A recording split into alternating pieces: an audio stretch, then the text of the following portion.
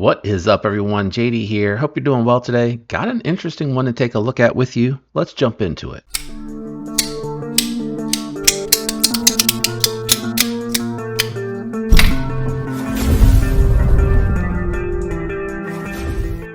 All right, guys, I have one that, is not really typically in my wheelhouse coming from Rike Knife, but I must admit, it definitely piqued my curiosity. So I'm going to look as I try to pronounce this because I feel like I'm just going to absolutely murder it. So this is the Rike Collab Forever Steel Bakutuk. I hope I said that right. I'm probably not going to say it again in this video. The Batukuk. I believe I'm saying it right. Hopefully, if not, I know one of my regulars will definitely correct me. Now, self-defense is definitely not normally in my forte.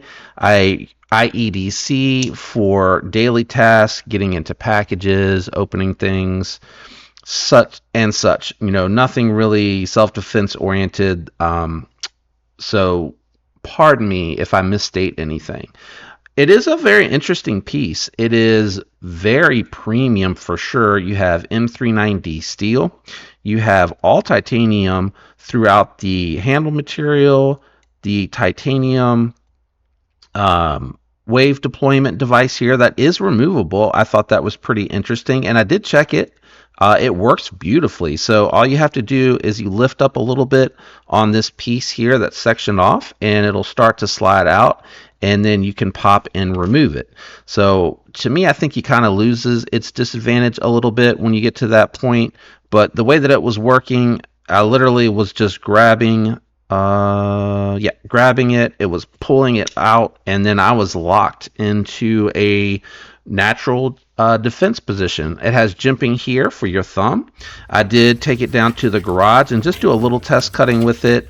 I attempted to reverse cut the paper, the catalog paper, just for fun, but I ended up kind of turning it around into an EDC position and then doing it. And the recurve is aggressive, but I think you could slice into your packages and things like that with this. It's definitely going to tear open whatever it is that you're using this for.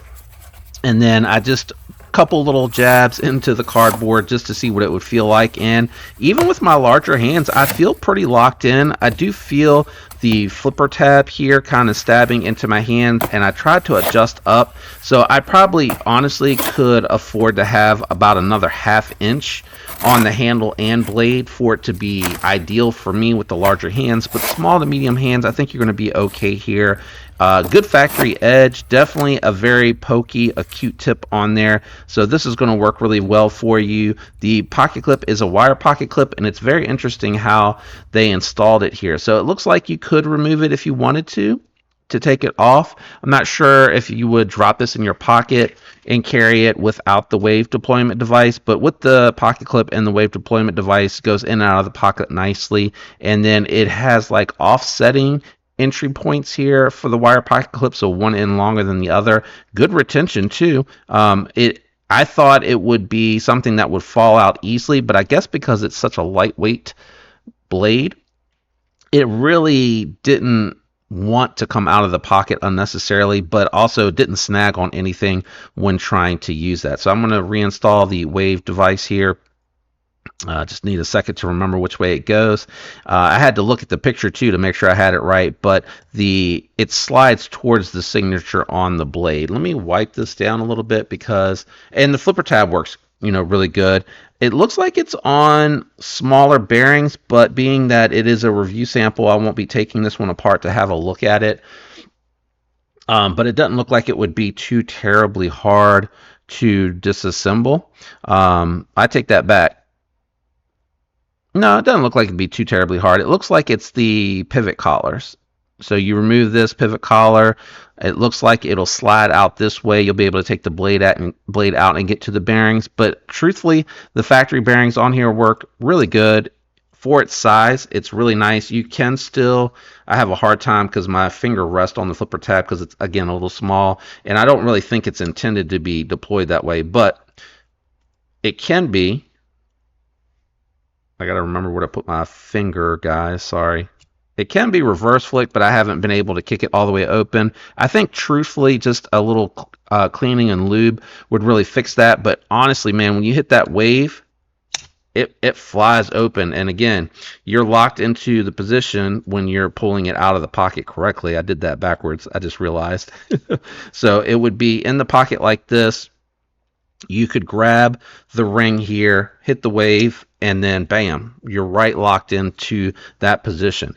Just in case you're curious, I do have a couple, we're just going to do 2 size comparisons to show you, and then we'll weigh it, and then I'll just wrap up on this one. I'm not going to really score it because this isn't really my forte, and this is kind of a unique territory for me to have something defense oriented but also premium. So let me do the size comparisons. All right, so I did bring out my Mannix 2 lightweight here with the Applied Weapon Tech scales, and then I went ahead and grabbed my Asher Knives little buddy, and you can see it's pretty compact as far as its overall length. Now closed position is going to be a little bit different. It is going to take up a good deal of space in your pocket, so this is going to be one that I would say, let me flip that over so the pocket clip's on the same side. One that I would say is probably going to take up the most real estate going from the pocket out, meaning like you probably won't be able to get down past it easily to store other things in the pocket. And I kind of experienced that with the sheath and pocket fixed blade as well. When I'm carrying that, it kind of is dedicated to that pocket and I don't carry anything else with it. Whereas with the folders, I can usually get like my pockets are deep enough where I can get like a wallet or something else in there. Let me grab the scale, we'll weigh the knife, and then we'll wrap up. All right, we got the scale out, cutting her on. A little dusty there. Let's see here. Coming in at 3.2 ounces. Again, this is not my forte. I will let you decide whether or not you feel like that's a good weight for an all titanium constructed defense knife. I'm going to say for its size, all titanium. I don't really think it's that heavy. It doesn't feel that heavy in the pocket. If you were to take the pocket clip off or out and the wave deployment device out, you might save a little bit, but I don't think it's going to be a lot.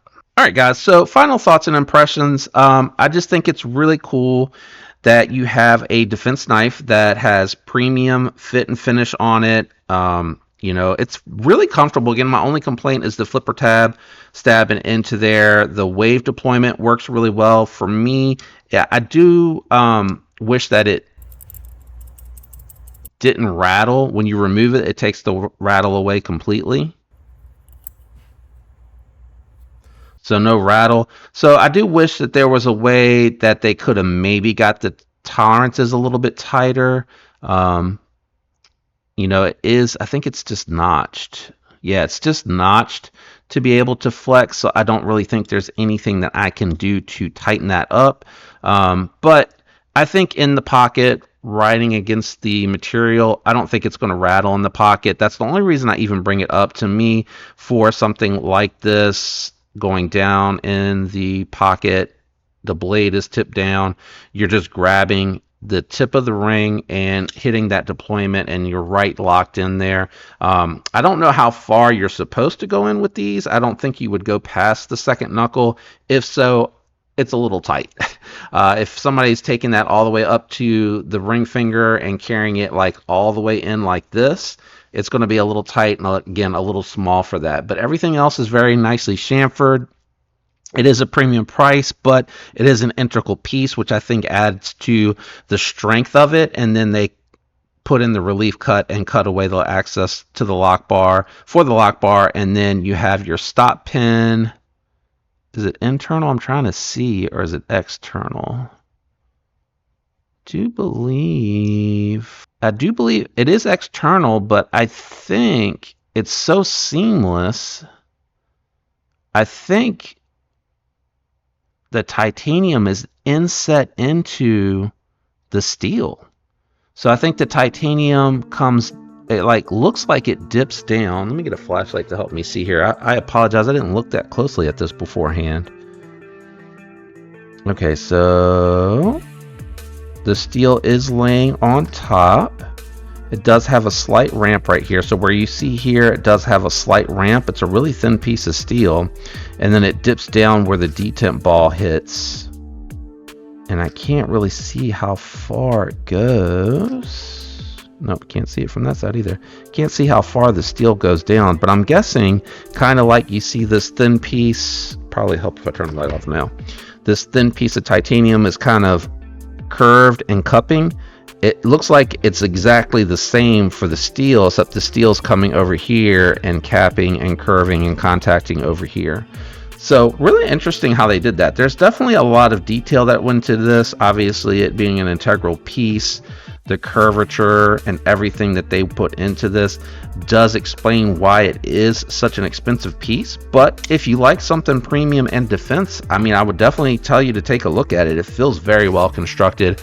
I would just caution, if you have large hands such as myself, like large and up, might be a little bit of a tight fit. Let me know what you think about the Bakut.